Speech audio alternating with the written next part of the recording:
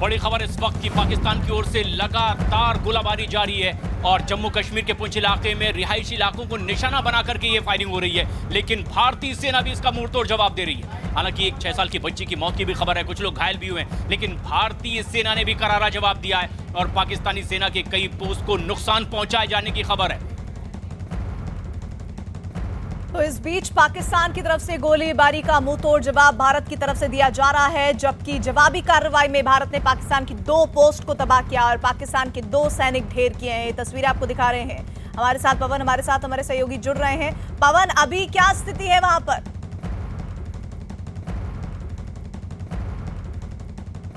देखिए, पाकिस्तान की तरफ से लगातार सीज फायर का उल्लंघन वहां पर चल रहा है। हैवी मोटार शेलिंग पूरे इलाके में की जा रही है। अगर हम बात करें पुंछ का मनकोट इलाका, मेंढरपुरा इलाका और खास करके जो सीमावर्ती इलाके एलओसी के हैं, वहां पर हैवी मोटार शेलिंग पाकिस्तान की तरफ से की जा रही है। भारतीय सेना भी करारा जवाब दे रही है।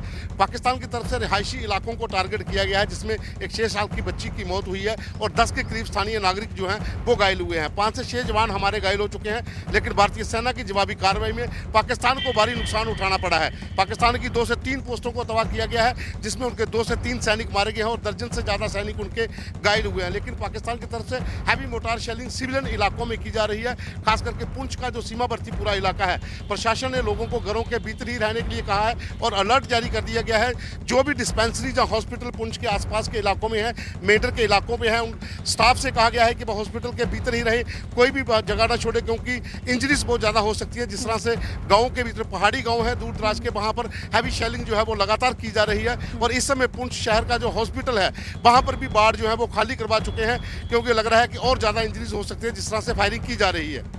पवन, आप हमारे साथ बने रहिए। संदीप बोल भी इस खबर पर हमारे साथ जुड़े हैं। संदीप, लगातार ये जानकारी इस वक्त पवन हमें दे रहे हैं कि रिहायशी इलाकों को पाकिस्तान की तरफ से निशाना बनाया जा रहा है। कई घंटे हो चुके हैं इस घटनाक्रम को, हालांकि हम भी जवाबी कार्रवाई कर रहे हैं। फिलहाल दिल्ली से क्या खबर इस वक्त? देखिए, लगातार जो है पाकिस्तान की तरफ से फायरिंग हो रही है और केजी सेक्टर की हम लोग बात करें तो केजी सेक्टर में बाकायदा एक बॉम्बशेल जो है वो आके गिरा था। बीएसएफ की पोस्ट है वहां पे, और जिसकी वजह से जो है 4 जो जवान है वो घायल हुए थे और उसके बाद से लगातार जो है भारतीय सेना की तरफ से जो है फायरिंग का जवाब दिया जा रहा है, मुंहतोड़ जवाब दिया जा रहा है। हालांकि ये अभी तक पुष्टि नहीं है इस चीज की कि उधर कितना ज्यादा नुकसान हुआ है, लेकिन लगातार जिस तरीके से वो लोग जवाब फायरिंग कर रहे हैं, सीज वायलेशन कर रहे हैं, उसी के मुताबिक जो इधर से भी फायरिंग हो रही है, इधर से भी लगातार उनको मुंहतोड़ जवाब दिया जा रहा है। और फिलहाल जो है ये गोलीबारी जारी है और अभी फिलहाल किसी भी तरीके की आधिकारिक रूप से पुष्टि जो है सेना की तरफ से नहीं की जा रही है कि आखिर फिलहाल कितने लोग जो है एज इट इज जो है अभी फिलहाल इंजर्ड हैं। लेकिन जो खबर आ रही है वो यही है कि एक बॉम्बशेल जो है वो ड्रॉप हुआ था बीएसएफ के पोस्ट के ऊपर, जिससे जो है 4 बीएसएफ के जवान जो है वो घायल हुए थे। पवन भी हमारे साथ जुड़े हुए हैं। लाइव तस्वीरें लगातार इस वक्त जवाबी कार्रवाई जो दी जा रही है और वहां पाकिस्तान से जिस तरह से हमले किए जा रहे हैं उसकी हम दिखा रहे हैं। यहां पर स्थानीय लोगों में दहशत है, ये भी साफ इन तस्वीरों से समझा जा सकता है। पवन, रिहायशी इलाकों में एहतियातन अभी तक क्या कदम उठाए गए हैं और क्या कदम उठाए जाने की लगातार कोशिशें हैं?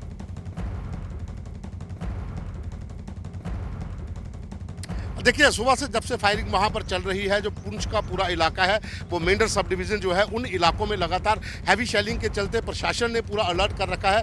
लोगों से कहा हुआ है कि घरों के भीतर ही रहें, बाहर ना निकलें और जो बंकर बनाए गए हैं बंकरों के भीतर ही रहें। लेकिन जो मोटार शेलिंग है पाकिस्तान की तरफ से, वो गाँव के भीतर आकर जब गिरती है तो घरों के जो कई घर वहाँ पर डैमेज हुए हैं और जो घरों के अंदर लोग होते हैं वो भी घायल हो जाते हैं, जिसके चलते प्रशासन ने जितने भी हॉस्पिटल पुंछ के आसपास के इलाकों में है उन पर भी अलर्ट रखा हुआ है। लेकिन फिर भी जिस तरह से हैवी शेलिंग पाकिस्तान की तरफ से की जा रही है, मिनी मोटार शेलिंग जिसे हम मिनी आरटी शेल कहते हैं, बहुत आगे जा रहे हैं, वो जो गांव में आकर गिर रहे हैं, जिससे ज़्यादा नुकसान लोगों का हो रहा है।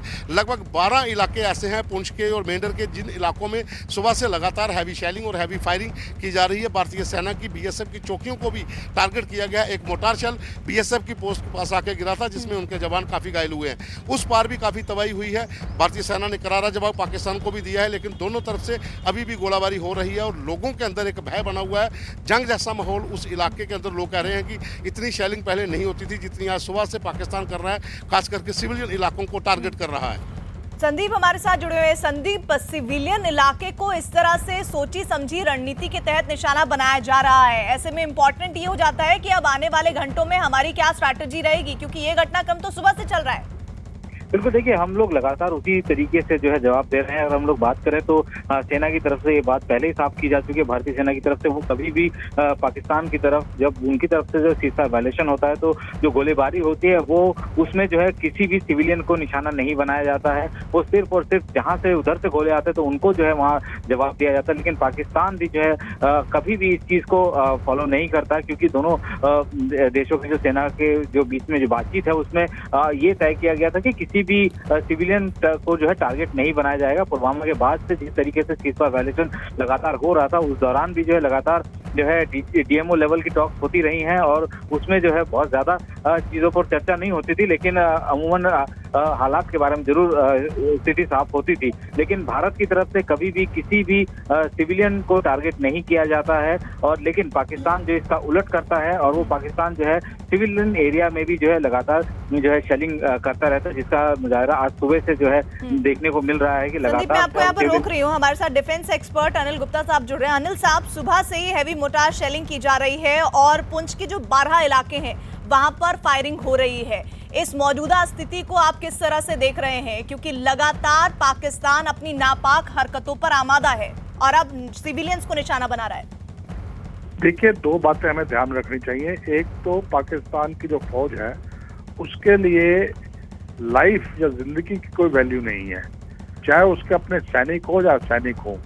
वो अपने सैनिकों के शव तक भी लेने से इनकार कर देते हैं, क्योंकि उनका जो मकसद है वो सिर्फ है किसी ना किसी तरह नुकसान पहुंचाना भारत को। तो ये आपको पहली बात याद रखनी पड़ेगी कि ये उनकी मेंटालिटी, उनकी मानसिकता ही ऐसी है। दूसरी है कि इस वक्त पाकिस्तान की सेना इतने दबाव में है कि वहां की जनता पाकिस्तान की सेना से सवाल पूछ रही है कि आप देश का 1/3 बजट जो है वो खा जाते हैं और उसके बावजूद उसामा बिन लादेन को आके अमेरिकी जो है वो मार जाते हैं, जब भारतीय वायुसेना बालाकोट तक पहुंच जाती है, तो आप करते क्या हैं? ये सवाल जो है वो उनकी फौज से पूछा जा रहा है और इससे जनता का वहां पर ध्यान हटाने के लिए वो लगातार एलओसी पर इस प्रकार की नापाक हरकतें कर रहे हैं। तो फिर अनिल गुप्ता साहब, किस मुंह से ये लोग बोलते हैं कि बातचीत कीजिए? ऐसे हालात में जब आप हमारे नागरिकों को निशाना बना रहे हैं, बातचीत की सूरत बचती है? देखिए, बातचीत भी जो है वो इनका दोगलापन है। पहली बात तो इमरान खान को कभी सीरियसली लेना नहीं चाहिए, क्योंकि इमरान खान की वहां पर चलती नहीं है। अगर चलती है तो वहां पाकिस्तानी फौज की चलती है। ये बातचीत, शारदा पीर कॉरिडोर, करतारपुर कॉरिडोर, ये सब आईएसआई की बहुत बड़ी चालें हैं। आपने देखा किस प्रकार जो ये करतारपुर कॉरिडोर कोऑर्डिनेटिंग कमेटी वहां पर बनाई गई है पाकिस्तान के अंदर, उसके अंदर खालिस्तानी टेररिस्ट को जो है शामिल किया गया है। तो आप मकसद जान सकते हैं कि जो पाकिस्तान क्यों बहुत इच्छुक है कि करतारपुर कॉरिडोर खोला जाए, ताकि उनको जो दोबारा मिलिटेंसी या टेररिज्म रिवाइव करने का है पंजाब के अंदर, उनका मकसद पूरा हो सके। शारदा पीर भी इसीलिए है, जब उन्होंने देखा कि अब तो यहाँ पर इतना बड़ा ऑपरेशन ऑल आउट कामयाब हो चुका और इसकी दहशतगर्दी की यहाँ पर पीठ तोड़ी जा रही है, तो उन्होंने बोल दिया हम शारदा पीर कॉरिडोर खोलेंगे ताकि उनको मौका मिल जाए फिर से। तो ये इनकी बातों को कभी भी सीरियसली नहीं लेना चाहिए।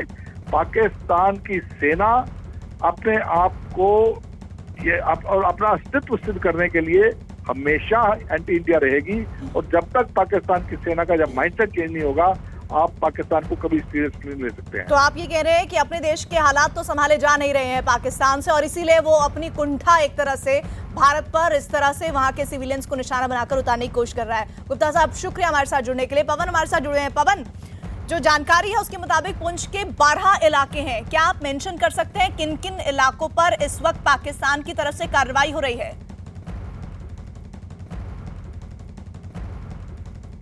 हाँ बिल्कुल, देखिए पुंछ जो शहर है, पुंछ जो जिला है, उसके साथ लगते जो इलाके हैं उसमें शाहपुर है, किरनी है, डोकली है, बांडी चेचियाँ है, कस्बा है, और साथ में पुंछ का जो सबसे बड़ा डिवीज़न है वो मेंढर डिवीज़न है।